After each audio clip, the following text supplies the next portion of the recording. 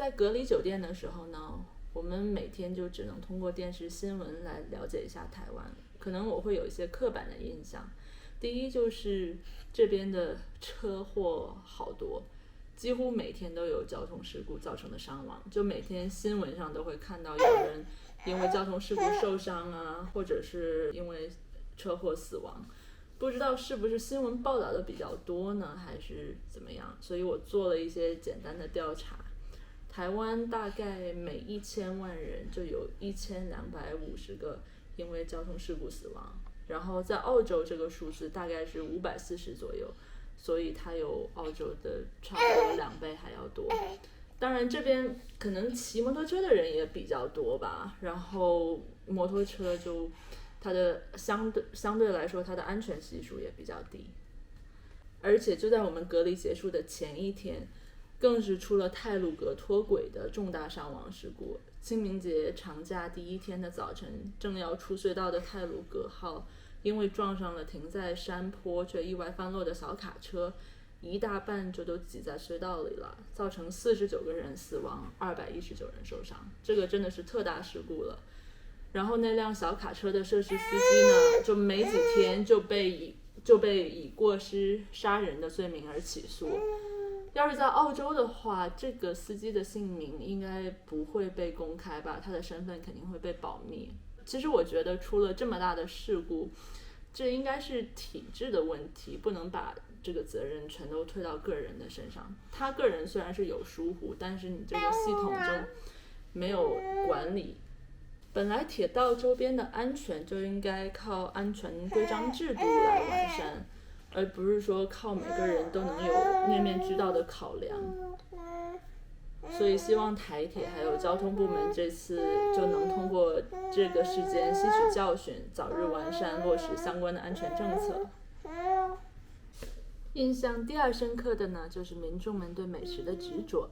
每天都会有小吃因为太好吃或者排队人太多上新闻。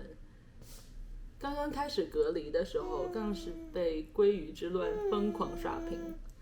鲑鱼之乱就是某个寿司店说，如果名字如果有鲑鱼，也就是三文鱼，可以打折或者是免单，然后导致呢331个人临时改名。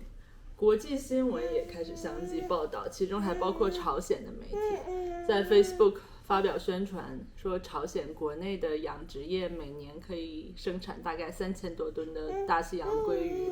可以供全国人民食用。然后他还在文末下面写，不用改姓名就可以获得免费的鲑鱼，不用做梦就可以住免费的房子。再聊聊生活上的，就是隔离出来之后呢，就发现这边的生活实在是太方便了，几乎每个社区在步行范围内都会有传统市场啊，然后药店、诊所、牙医，还有各种各样的商店，还有餐馆。这边的物价呢，其实比我预料的要高，应该是很多东西都要进口，外加关税的缘故，或者就是我们熟悉的东西可能就在这边都是进口商品，差不多就是澳洲的价格再加上25%左右。但是当地生产的商品还是相对比较便宜的，所以最划算的大概就是当地美食啦。虽然农产品不贵，但是如果算上时间成本的话，在外面吃还是比自己在家做要划算。另外我注意到一点，就是不管是在餐馆还是在市场，这边的肉类它都会标明产地，尤其是猪肉，基本上清一色都是台湾本地的。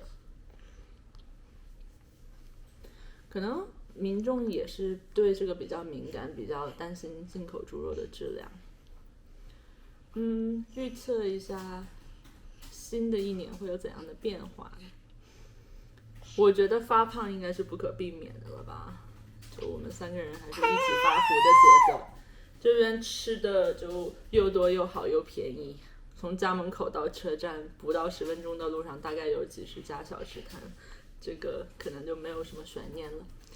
另外应该是会沾染台湾腔吧，不是说台湾腔和东北腔是传染性最强的口音嘛？而且你想要融入这个社会，你想要融入这边的生活，肯定是先从交流开始，人家和你交流无障碍了，才能把你接纳进来。而且我发现这边就是稍微上一点年纪的人好像都是说台语比较多，但是我们就完全不会台语，所以交流起来还是有一定障碍的。希望以后也能够掌握一些简单的台语。好了，我觉得小琪琪已经困到不行了，所以我们这一集就先到这里，大家下期再见啦，拜拜。